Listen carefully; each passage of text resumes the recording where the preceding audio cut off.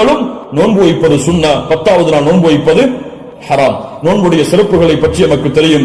அல்லாஹ்வுடைய பாதையில் ஒருவர் அல்லாஹ்வுடைய முகத்தை நாடி ஒரு நாள் நோன்பு வைத்தால் பஅதல்லாஹு வஜ்ஹஹு அனின் நாரி 70 ஹரீஃபா.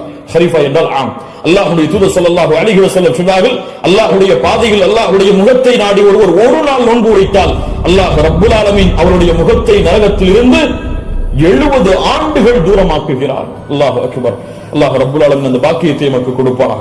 அல்லாஹ்வுடைய தூதர் ஸல்லல்லாஹு அலைஹி வஸல்லம் துல்ஹஜ் மாதத்துடைய முதல் 10 நாட்களில் வரக்கூடிய யௌம் அரஃபா, அரஃபாவுடைய தினத்துடைய சிறப்பை பற்றி சொன்னார்கள். மா மின் யௌமின் அக்ஸர மின் அய்யுஅதிகல்லாஹு ஃபீஹி அப்தன் மினன் நார் மின் யௌமி அரஃபா. அல்லாஹ் ரப்புல் ஆலமீன் அதிகமான நரக விடுதலையை கொடுக்கக்கூடிய நாள் அது அரஃபாவுடைய நாள் தான். அரஃபாவுடைய நாளில் அல்லாஹ் முதல் வானத்திற்கு வருகிறான். எப்படி வருகிறான்? ஏன் வருவான் தெரியாது. அல்லாஹ் வருவான், அல்லாஹ் வருவான். அவன் விரும்புகின்ற முறையில் அல்லாஹ் வருவான்.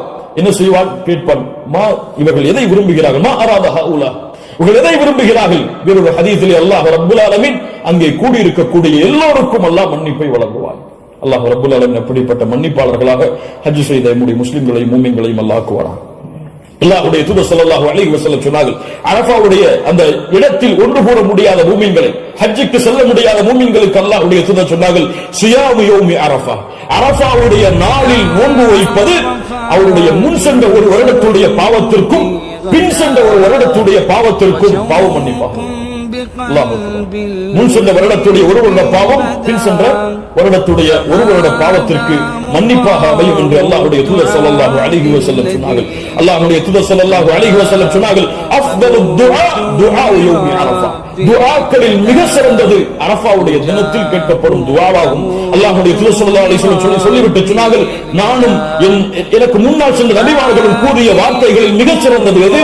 லா இலாஹ இல்லல்லாஹ் வஹ்தஹு லா ஷரீக லஹு, லா இலாஹ இல்லல்லாஹ் வஹ்தஹு லா ஷரீக லஹு. இதுதான் மிகச் சிறந்தது அரஃபாவுடைய தினத்தில் கேட்கப்படக்கூடிய துஆ.